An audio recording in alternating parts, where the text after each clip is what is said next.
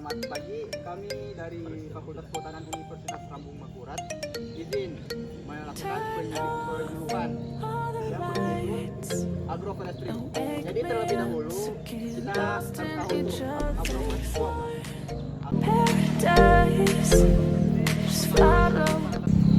Pertanian yang kedua itu dengan cara pada unit pengelolaan sosial, ekonomi, dan budaya masyarakat.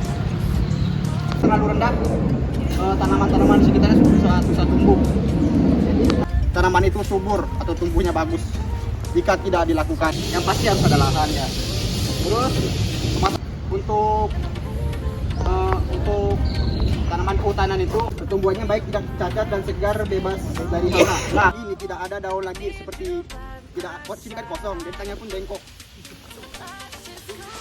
Lebih baiknya kita mengetahui jenis tanahnya seperti apa, pH tanahnya seperti apa. Jadi kita tahu otomatis kan cadangan karbon kita juga lebih banyak, oksigen kita juga lebih banyak. Ya kita menanam kita harus perlu tahu.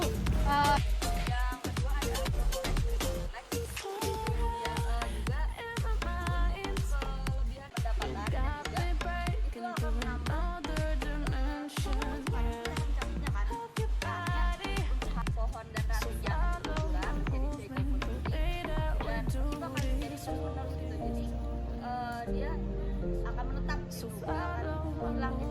Saya dari zaman kita ingin bertanya, kan tadi itu ada agroforestry. Bagaimana sih cara kalian mengajak masyarakat agar mau supaya gabung agroforestry itu gimana?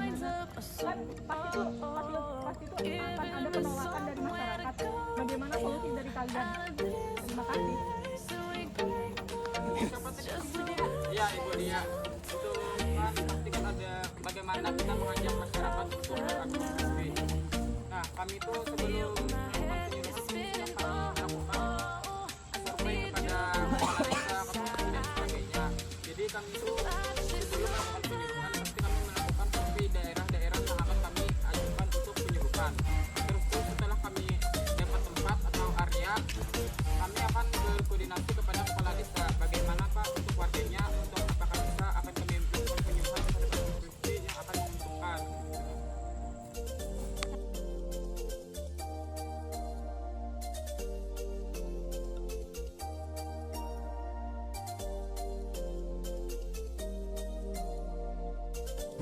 Apa sebelumnya kan gagal nih, kita evaluasi dulu di bagian mana kemarin dan gagalnya apa, yang misalnya kayak di bagian contohnya tumbuhan terong kayak gitu nggak bisa hidup nih di tanah tersebut. Nah kita ganti lagi sama tanaman yang lain yang bisa tumbuh. Jadi ibaratnya nggak berpatokan sama satu tanaman aja, jadi bisa berbagai tanaman di situ bisa kita coba untuk meminimalisir kegagalan tersebut.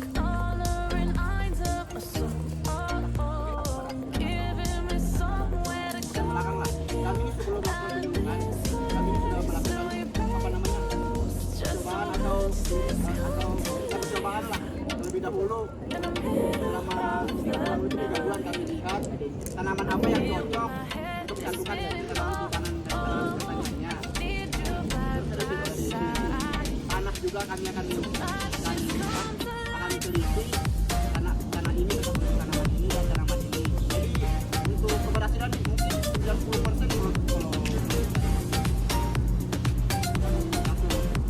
Kalau mau menyuluh nih, ya otomatis kita sudah menguasai materi pertama. Terus cara penanaman di situ juga kita harus menguasai.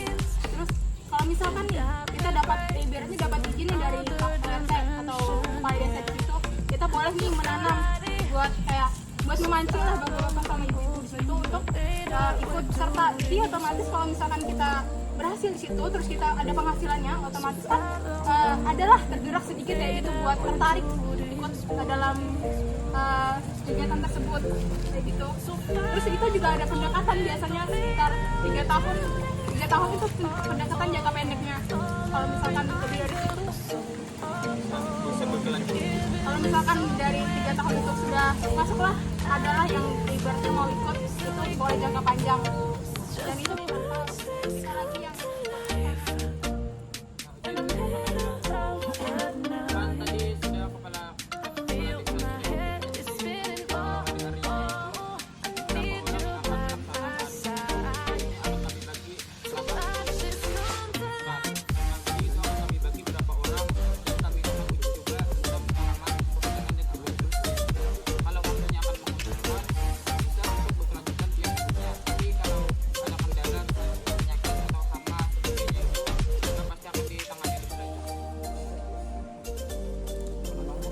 agroforestry ini kan menggabungkan antara tanaman pertanian dengan tanaman kehutanan.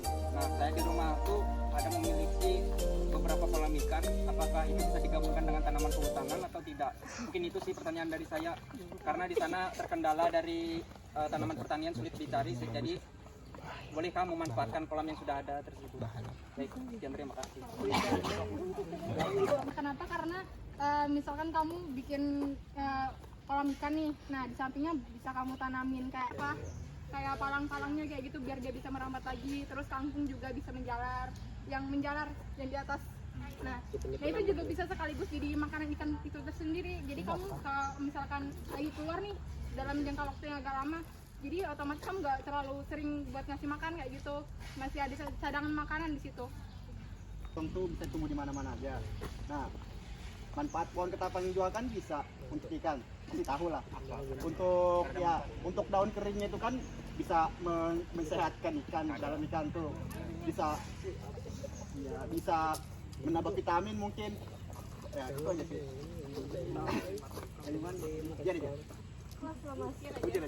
Izin memperkenalkan diri, perkenalkan nama saya Muhammad Rifani. Saya izin bertanya, komponen apa saja yang perlu diperhatikan dalam agroforestry? Izin menjawab, komponen yang diperlukan dalam agroforestry itu paling utamanya adalah tanah ya. Tanahnya itu kita bisa ngecek kesuburan tanahnya. Terus yang kedua itu jenis tanaman yang cocok di tanah tersebut. Gak bisa asal tanam ya, kita tuh pertama tuh karena di pertanyaan sebelumnya kan ada yang tingkat keberhasilannya. Jadi karena kita tuh ngecek dulu di tanah ini bisa ditanam tanaman apa saja gitu. Dan yang ketiga yang kita perlukan tuh pupuk yang pas sama tanah ini apa. Nah itu kita bisa, kalau 3 komponen ini sudah sesuai, nah kita baru bisa tanam tanamannya gitu. Ada yang mau menambahkan? ya mungkin tambahan lah.